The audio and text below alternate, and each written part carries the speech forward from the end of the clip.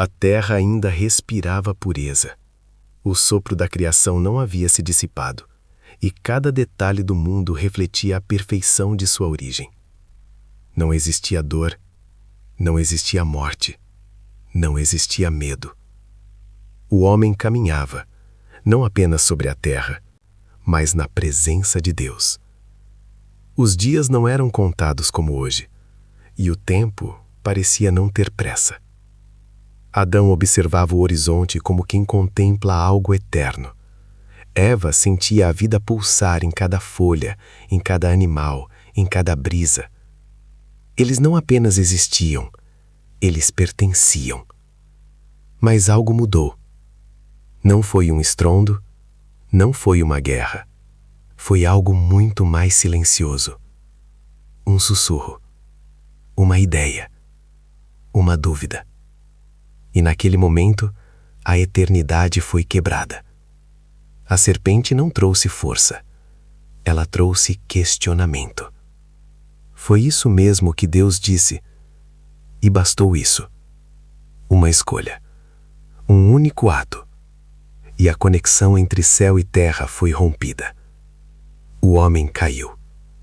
E quando o homem caiu, a criação caiu com ele.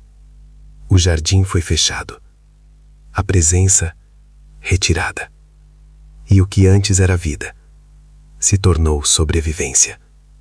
A dor entrou no mundo. O tempo passou a pesar. E a história da humanidade começou, marcada por perda. Quando Caim nasceu, havia esperança. Mas também havia algo novo, algo que não existia antes. A inclinação ao mal. Abel oferecia com devoção. Caim oferecia com orgulho. E quando sua oferta foi rejeitada, o primeiro sangue foi derramado.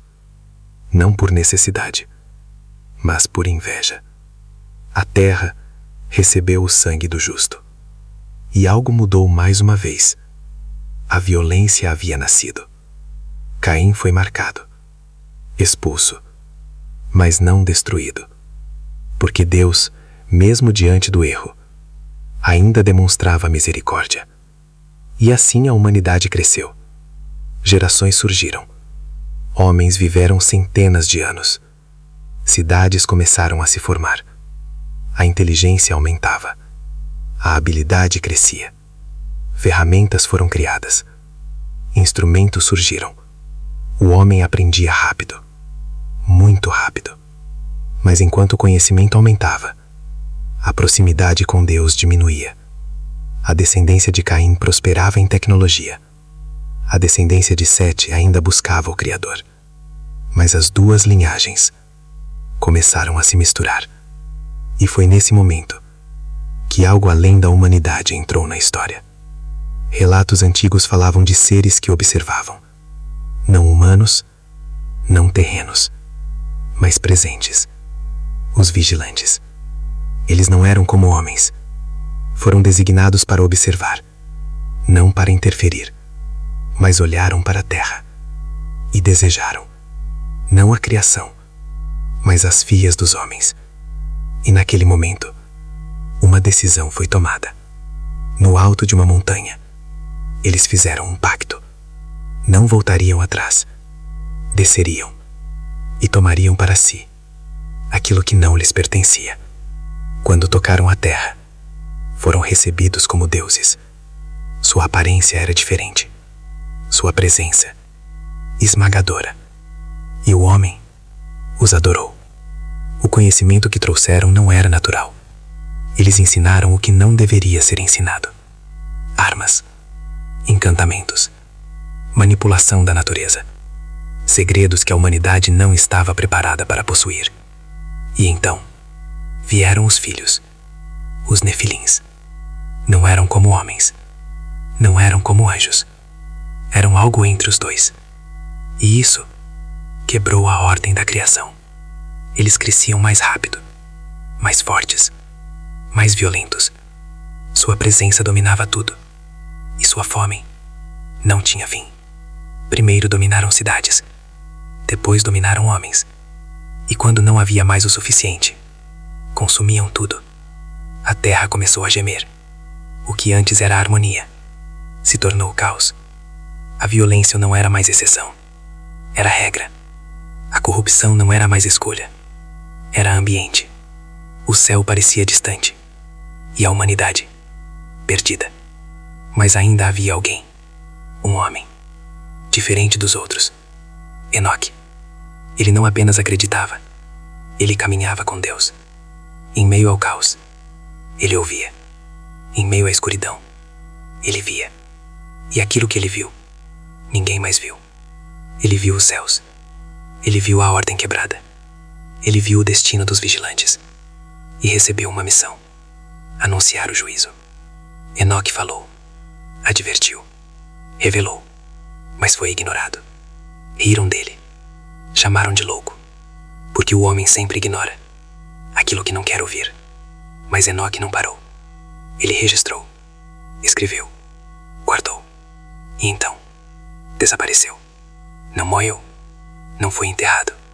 Foi levado como um sinal de que Deus ainda estava presente. Mas mesmo assim, a terra continuou se corrompendo, sem limites, sem freios, sem consciência. E então, Deus olhou e viu tudo, não apenas as ações, mas o coração. E o que viu foi destruição total. Não havia mais pureza, não havia mais justiça. A humanidade havia se perdido completamente. E então ele decidiu não destruir por ira, mas purificar por justiça. Mas ainda havia um homem, no meio de toda a corrupção. Noé. Ele não era perfeito, mas era justo. Não era poderoso, mas era fiel. E isso foi suficiente. Deus falou com ele, não em multidões, não em espetáculo, mas no silêncio. E deu uma ordem: construa, não para impressionar, mas para sobreviver. Uma arca, um refúgio, um reinício. Noé acreditou, sem prova, sem sinal, sem entender completamente. E começou. Enquanto o mundo ria, ele construía. Enquanto zombavam, ele obedecia. Enquanto tudo desmoronava, ele permanecia firme. Anos se passaram. A arca crescia. E junto com ela, a evidência de que algo estava prestes a acontecer. Mas ninguém quis ver. Até que o céu mudou. Não com espetáculo, mas com silêncio. Um silêncio estranho, pesado. E então, a primeira gota caiu. Não como chuva comum, mas como o início de algo maior. Muito maior. As águas vieram de cima. E de baixo, o céu se abriu. A terra se rompeu.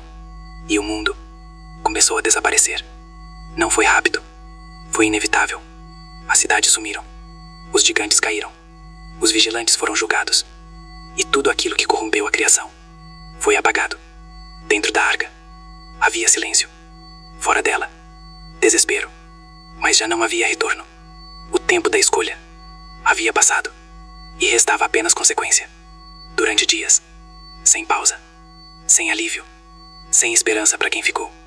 Até que tudo se calou. O mundo antigo não existia mais. A água dominava tudo. Mas dentro da arca, a vida permanecia. E com ela, a promessa. E então, assim como começou, terminou em silêncio. As águas recuaram. A terra reapareceu. E um novo começo foi dado. Mas algo nunca mudou. A natureza humana. Porque o dilúvio não destruiu o mal, apenas reiniciou a história. E talvez a maior pergunta não seja o que aconteceu antes do dilúvio, mas sim, se algo parecido pode acontecer novamente.